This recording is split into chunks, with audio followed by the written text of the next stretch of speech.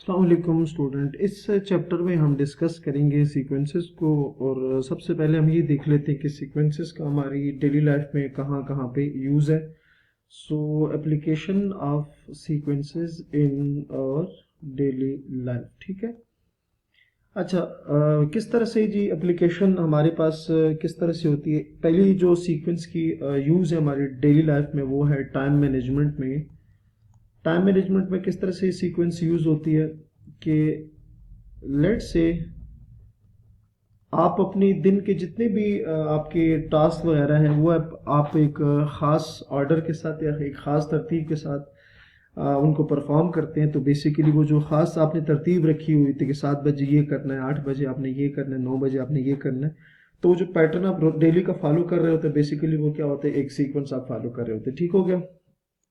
इसके अलावा जब आप किसी डिश आप कुक करते हैं तो उसमें जो रेसिपी होती है उस रेसिपी के जो इंग्रेडिएंट्स है वो आप एक ख़ास तरतीब के साथ, एक पैटर्न के साथ, एक ऑर्डर के साथ वो रेसिपी जो डिश है वो बनाने के लिए यूज़ करते हैं। तो वो जो पैटर्न आप यूज़ करते हैं इंग्रेडिएंट्स का या रेसिपी का वो बेसिकली आपके पास एक सीक्वेंस होती है।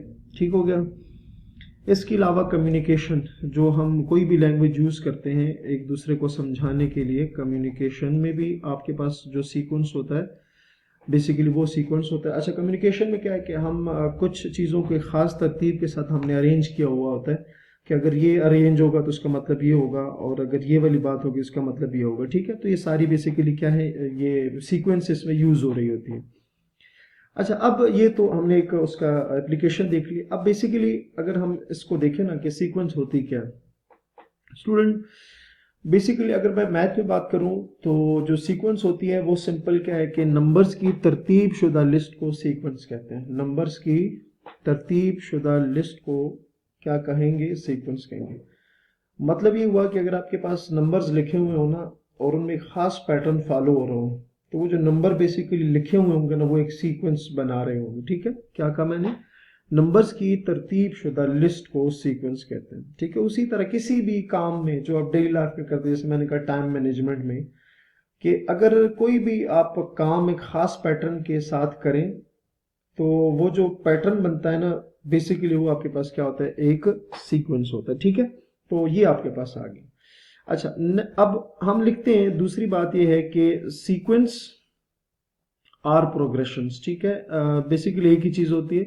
सो आप लिख सकते हैं कि सीक्वेंसेस आर प्रोग्रेशंस। ठीक है। तो ये बेसिकली एक ही चीज के दो नाम है, प्रोग्रेशंस, प्रोग्रेशंस। ठीक हो गया। Sequences are progressions. ठीक है। ये बेसिकली मैं डेफिनेशन लिखूं क्या होगा, order list of a numbers. क्या होगा, सीक्वेंस और प्रोग्रेशन की डेफिनेशन सिंपल क्या होगी, order list of a number, order list of numbers. ठीक है। नंबर्स की जो मैंने कहा नंबर्स की तरतीब शुदा जो लिस्ट होती है उसको क्या कहते हैं, उसको आप सीक्वेंस आर प्रोग्रेशन कहेंगे। क्लियर होगी बात। अच्छा, ये चीज आ गई। इसके अलावा ये तो फर्स्ट नंबर पे एक डेफिनेशन आपने देख ली। अच्छा, दूसरी इसकी डेफिनेशन, इसको ये भी कहा जाता है कि sequence is a special function whose domain is a subset of the natural number. तो ये भी आप कह सकते हैं कि a sequence is a special type of a function whose domain is set of whose domain is subset of natural number, is a subset of a set of natural numbers। ठीक है।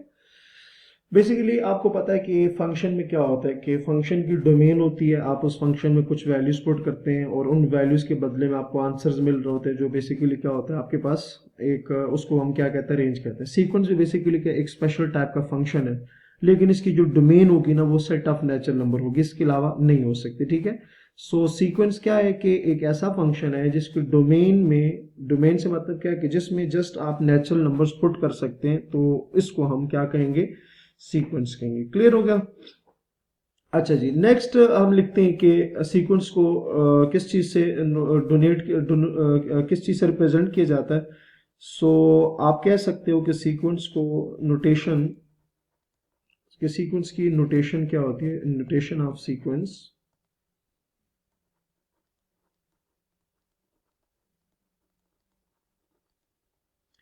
अच्छा स्टूडेंट, कोई भी sequence हो ना, उसको denote किया जाता है स्मॉल इंग्लिश अल्फाबेट से, जैसे ए हो गया, बी हो गया, सी हो गया, डी हो गया, अप टू सो ऑन। ठीक है, तो किसी भी सीक्वेंस को किस चीज से रिप्रेजेंट किया जाता है, स्मॉल इंग्लिश अल्फाबेट से इसको किया जाता है, रिप्रेजेंट किया जाता है। क्लियर हो गया?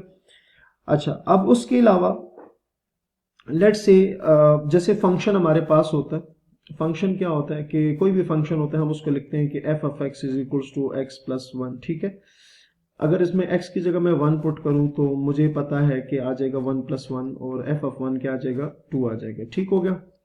अच्छा, अब सीक्वेंस में क्या होगा, सीक्वेंस कोई भी सीक्वेंस होगी ना, हम इसको इसी तरह से रिप्रेजेंट करेंगे कि ए मेरे पास सीक्वेंस हो गया, ठीक हो गया, और एन उसका क्या होगा कि वो किस वेरिएबल में। ठीक है, जैसे यहां आपने देखा ना कि फंक्शन है, आप उसमें एक्स की जगह वैल्यूज पुट करते हो। ठीक है, यहाँ ए जो है ये सीक्वेंस को रिप्रेजेंट कर, एन जो है इसका मतलब है कि सीक्वेंस इन वेरिएबल एन, जैसे एफ एक्स का मतलब है फंक्शन इन वेरिएबल एक्स, आप एक्स की जगह वैल्यूज पुट करते हो।